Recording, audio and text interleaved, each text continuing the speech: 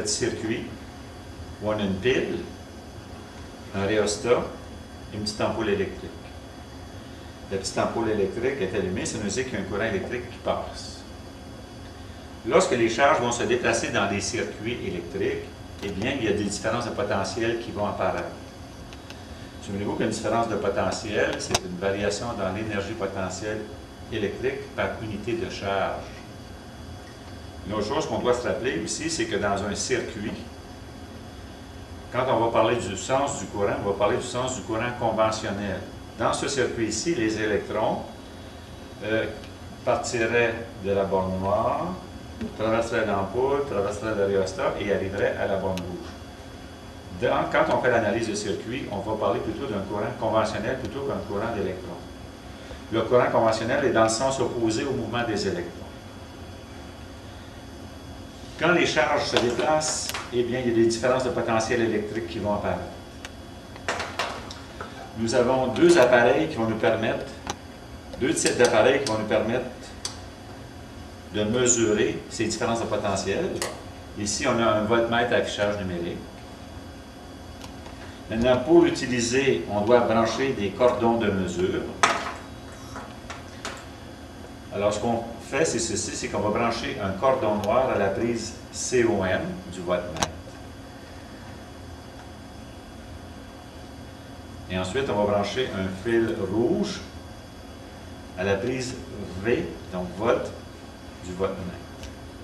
Alors, on branche ainsi nos cordons de mesure. Maintenant, si on veut mesurer la différence de potentiel électrique entre deux points, eh bien, on va faire un montage en parallèle.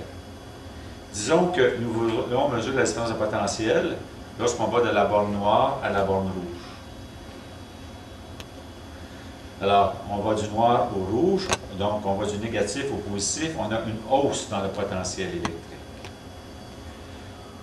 Le voltmètre va nous permettre de faire cette mesure-là en faisant un montage en parallèle.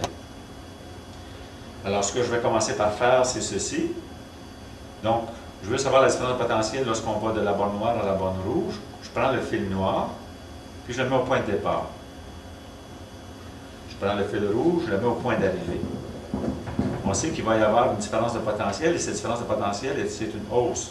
Donc, le voltmètre devrait indiquer une valeur qui est positive.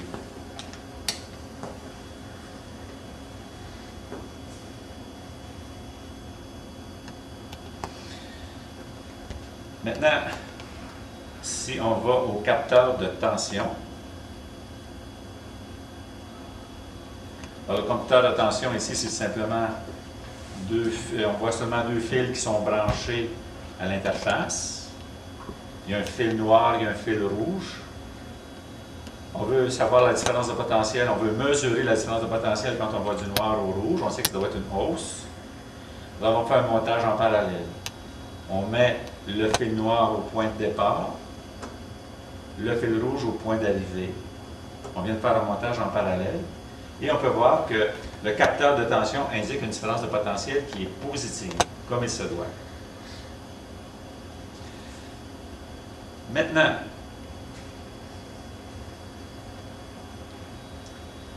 regardons la différence de potentiel dans le cas où on déciderait d'aller de la borne rouge à la borne noire.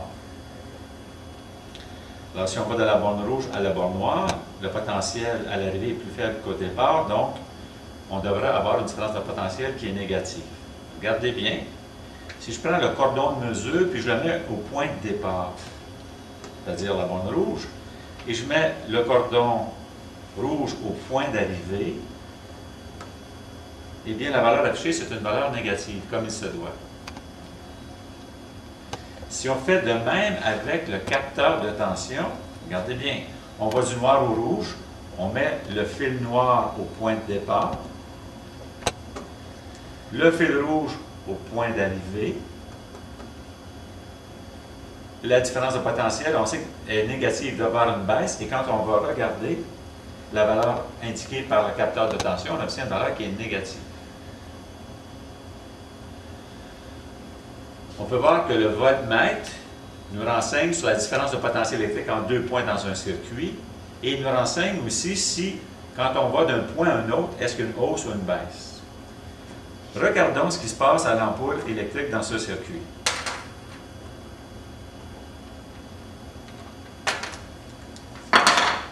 Le courant conventionnel, on se souvient, va de la bonne rouge, va au rhéostat et passe dans l'ampoule.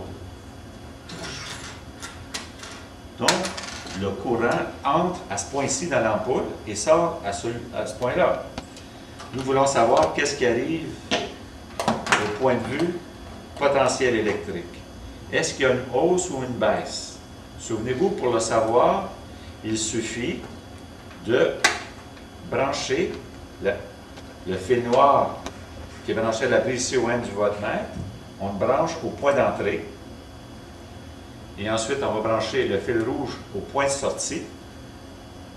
S'il y a une hausse, ça devrait indiquer une valeur positive. S'il y a une baisse, la valeur indiquée devrait être négative.